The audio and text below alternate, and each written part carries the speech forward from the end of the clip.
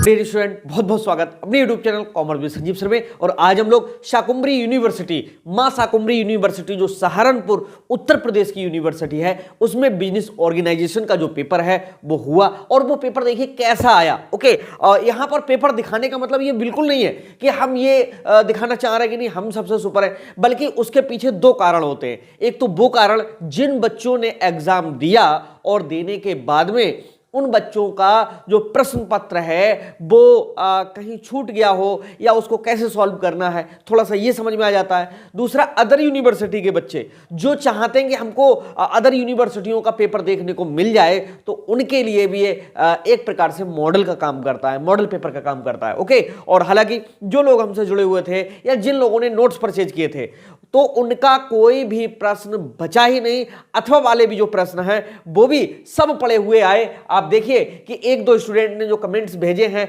हम यहां पर डिस्प्ले पर दिखा रहे हैं, तो यहां पर जो हमारी भी खुशी है वो भी बहुत ज्यादा बढ़ जाती है। और एक दो ऐसे लोग हैं जो चैनल से थोड़ा सा मतलब ये दिखाना चाहते हैं कि नहीं संजीव सर बहुत डिमोट हो जाएं, तो भाई ऐसा नहीं है। संजीव सर के जितने भी स्टूडेंट्स हैं वो सब संजीव सर के साथ में हैं, तो समझ लीजिएगा कि आपकी दाल गलने वाली नहीं है। तो देखिए आज का जो पेपर था व्यावसायिक संगठन का पेपर है, और इसमें देखिए क्या क्या आया। और डेट थी 3/2/2023। इसका जो पेपर है आपको मैं यही डिस्प्ले पर दिखाता हूं, आप देखिए। ओके, और जो अदर यूनिवर्सिटी के स्टूडेंट हैं वो इस पेपर के बेस पे अपनी तैयारी करेंगे, क्योंकि हर यूनिवर्सिटी का जितना भी पेपर आ रहा है मैं सबको तो नहीं दिखा पा रहा हूं, क्योंकि बहुत सारी यूनिवर्सिटियां, हर यूनिवर्सिटी बच्चे जुड़े हुए, लेकिन मैं एक दावे के साथ में कह रहा हूं, ठीक है, कि उत्तर प्रदेश के अंदर जितनी भी यूनिवर्सिटी हैं वो हमारे सिलेबस से एक भी प्रश्न बच नहीं सकता है। वो एक भी नोट्स में प्रश्न ऐसा नहीं होगा जो एग्जाम में आ जाए और नोट्स में ना हो। तो देखिए पेपर किस तरह का आया। प्रिंटेड पेज यहां पर 4 दिए हुए हैं और मेजर कोर्स एनईपी लिखा हुआ है कॉमर्स से। ओके, और कह रहा है सभी 5 प्रश्नों के उत्तर दीजिए। ये 3 नंबर वाले हैं और अधिकतम 75 शब्द में लघु उत्तर अपेक्षित है, यानी आपको 75 वर्ड्स में, 75 वर्ड्स में इसका आंसर लिखना था। ठीक है, तो देखिए पहला जो क्वेश्चन है वो है सहकारी संगठन से आप क्या अभिप्राय है। सहकारी संगठन नोट्स में रखा हुआ है, सहकारी संगठन वाले चैप्टर में, और बहुत अच्छे से सरल तरीके से वहां पर अर्थ इसका लिखा हुआ है। और वीडियो में भी जो मैंने इंपॉर्टेंट बनाया उसमें भी ये है, शॉर्ट में ही है। दूसरा है क्या एक नाबालिग फर्म में साझेदार हो सकता है। जहां पर साझेदारी का मैंने पढ़ाया है वहां पर एक जो हेडिंग है हाईलाइट करके मैंने डाली थी। और अगला है अनुकूलतम फर्म की विशेषताएं। देखिए पूरा पढ़ा हुआ आया, पूरा फंसा हुआ है। परिवर्तन कंपनी वाले चैप्टर से है, पूरा फंसा हुआ है। बीबर का स्थान निर्धारण सिद्धांत बताइए।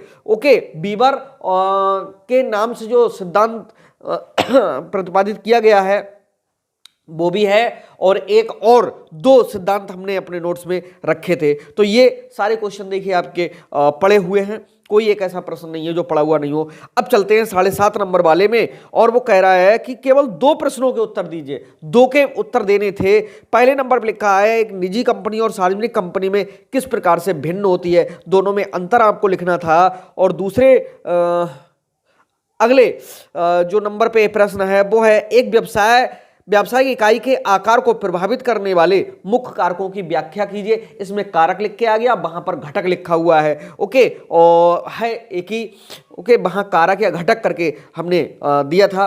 अगला है 8वें नंबर पे एकांकी व्यवसाय विश्व में सर्वश्रेष्ठ है। एकाकी व्यापार वेरी वेरी मोस्ट इंपॉर्टेंट मैंने बताया था, और मैंने जो वीडियो यहां पर चलाई थी कि मोस्ट इंपॉर्टेंट क्वेश्चन इससे बाहर पेपर नहीं आएगा, उनमें भी ये सारे प्रश्न रखे हुए हैं जो इस पेपर में हैं। अब चलिए लॉन्ग क्वेश्चन के लिए दिखाते हैं। और कह रहा है निम्नलिखित 5 में से किन्हीं 3 प्रश्नों के उत्तर, ठीक है, 3 प्रश्नों के उत्तर आपसे पूछ रहा है।